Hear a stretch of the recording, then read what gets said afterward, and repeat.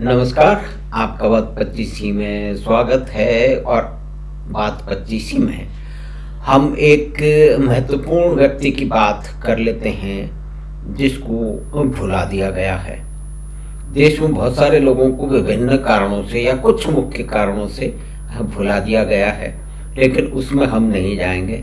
हम तो सिर्फ उस व्यक्ति की आज बात कर लेते हैं, याद कर लेते हैं, और जिन्होंने हिमाचल की जो पूरी की पूरी जो इकोनॉमी है, वहाँ की जो लोगों का रहन सहन है और वहाँ की जीविका उपार्जन है, उसमें एक बहुत महत्वपूर्ण भूमिका अदा की। और आज नहीं, आज से करीब 100 साल से भी अधिक पहले, 108 साल समझ सकते हैं।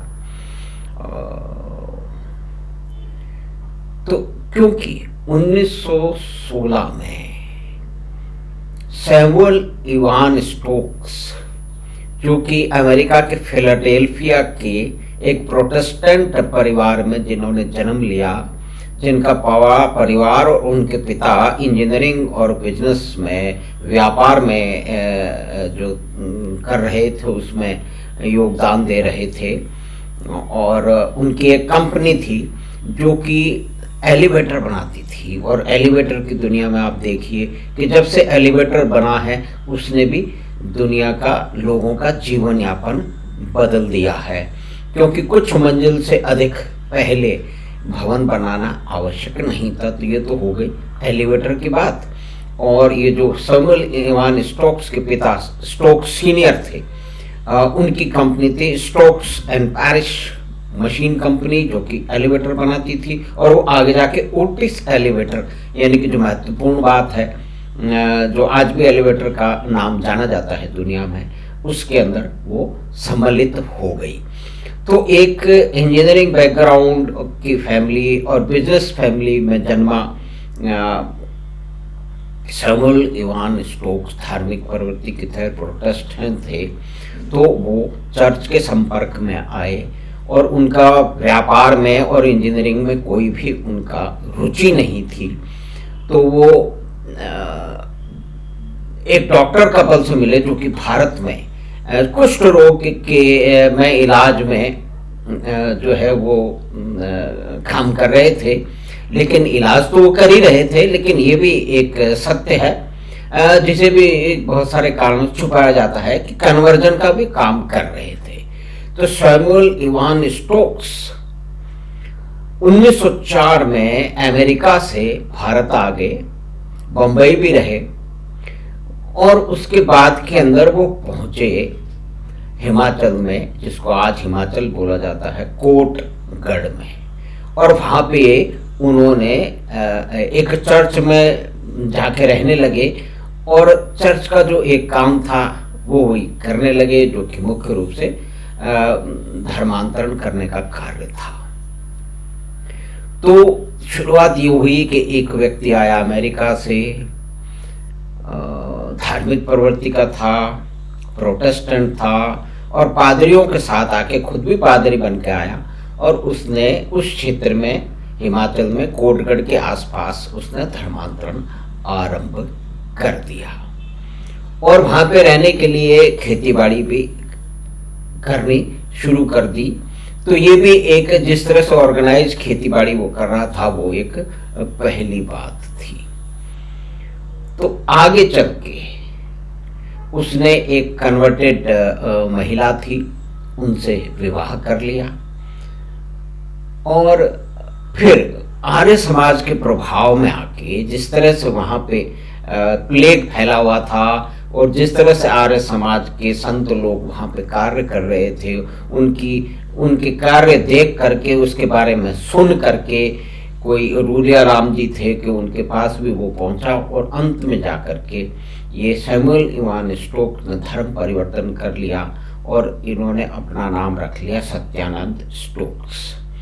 और सत्यानंद स्टोक्स की वहीं रहने लगे। आज उनके जो परिवार के लोग हैं वो भारत में भी रहते हैं, वो हिमाचल में भी रहते हैं और अमेरिका में भी रहते हैं। बहुत सारे लोग अब हो गए हैं। और कुछ दिनों पहले उन्होंने जो कोटगढ़ में जो एक भवन बनाया है, उसमें सब लोग वो सम्मिलित हुए थे। तो हिमाचल की जो इकोनॉमी है, उसका जो लोगों के जीविका का उपार्जन है, उसमें लाखों लोग जो है वो निर्भर हैं एप्पल की यानी कि सेब की खेती पर। और सेब की खेती को पहले भी अंग्रेज लोग लेके आए थे इस क्षेत्र में, उन्होंने उसको उगाने का प्रयास किया था, लेकिन वो ठीक नहीं हुए क्योंकि उनका स्वाद लोगों को पसंद नहीं आया। तो फिर ये सत्यानंद स्टोक, जिनका पहला नाम जो सैमुअल इवान स्टोक था, वो स्मगल करके छुपा के जो है वो सैंपलिंग लेके आए, वो पौधे लेके आए सेब के फिलाडेल्फिया से, और वहाँ पे उन्होंने लगाना शुरू किया। तो आज तो मोटी मोटी बात समझी जाए तो इसके बारे में किसी को मालूम शायद बहुत कम लोगों को है कि भारत में सेब कैसे आया। एक अमेरिकन सैमुअल इवान स्टोक लेके आया, जो कि पादरी बन के कन्वर्जन करने आया था, लेकिन आगे जाके उसने अपना धन परिवर्तन करके वो आर्य समाज के प्रभाव से फिर वो हिंदू बन गया और उसने नाम अपना रख लिया उन्होंने सत्यानंद स्टोक्स। लेकिन ये क्यों नहीं जाना जाता, यानी कि इतिहास जो ओरल हिस्ट्री है या कि रिटर्न हिस्ट्री है जो कि पढ़ाई नहीं जाती है। तो इस बारे में कुछ ही दिनों पहले जो दबंग अभिनेत्री हैं कंगना रनौत, जो कि हिमाचल से आती है, उन्होंने भी ये याद दिलाने की कोशिश की थी कि इस महानम्मना के नाम पे जिस व्यक्ति के कारण जो है वो हिमाचल का पूरा जीवन यापन लोगों का बदल गया है। 5,000 करोड़ से ज़्यादा की इकोनॉमी सेब की आजकल है, लाखों लोग उस पर निर्धारित हैं, उस पर आश्रित हैं और बहुत सारे उसका स्वाद भी लेते हैं। तो ये घटना और इस व्यक्ति के बारे में हम क्यों नहीं जानते हैं, तो ये तो कहीं न कहीं हमारी कमजोरी तो है, और सरकारों की भी बहुत सारी कमजोरी है। उसके बहुत सारे कारण हो सकते हैं, ही रहे हैं, हम उनमें आज नहीं जाना चाहेंगे क्योंकि हम सिर्फ सैमुअल इवान स्टोक्स को याद कर रहे हैं, जिनका अमेरिका में जन्म 1882 में हुआ और उनकी मृत्यु भारत में आज़ादी से 1 साल पहले 1946 में हो गई थी। तो देखिए कितना लंबा समय एक गुजर गया, उनकी मृत्यु हुए करीब 76 साल आज हो चुके हैं। लेकिन जिस एक व्यक्ति के कारण हम ये सीरीज पे आगे कई बात करेंगे कि एक व्यक्ति किस तरह से कुछ लोगों का बहुत बड़े संख्या में, एक ही छोटी संख्या में भी, या पूरे देश का नक्शा बदल देता है, लोगों की जीवन को प्रभावित करता है। तो इस तरह से, और विदेशी भी वो हो सकता है। ये एक उदाहरण है कि कैसे एक अमेरिका आया, कोई दूसरा उद्देश्य लेके आया, लेकिन यहाँ पे आके वो परिवर्तित हो गया और उसको अंग्रेजों ने वो महात्मा गांधी और जो स्वतंत्रता की लड़ाई चल रही थी उसमें भी वो शामिल हुए और उनको जेल भी हुई, उनको जेल में रखा अंग्रेजों ने। लेकिन असल बात फिर ये है कि हम बहुत सारे इस तरह के जो अनसंग हीरो हैं जिनके बारे में हम जानते नहीं हैं क्योंकि उनकी ओर कभी ध्यान नहीं दिया गया, उनके बारे में याद नहीं करवाया गया। तो आज हमने उनको याद करने का प्रयास किया है। कुछ लोग जानते हैं, अधिकतर लोग नहीं जानते हैं।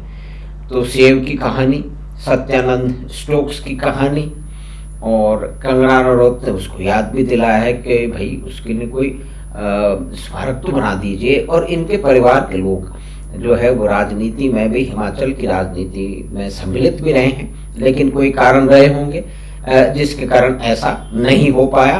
तो चलिए, स्मारक तो बनेगा जब बनता रहेगा, लेकिन हम याद कर लें सेब की कहानी को और सत्यानंद स्टोक्स को।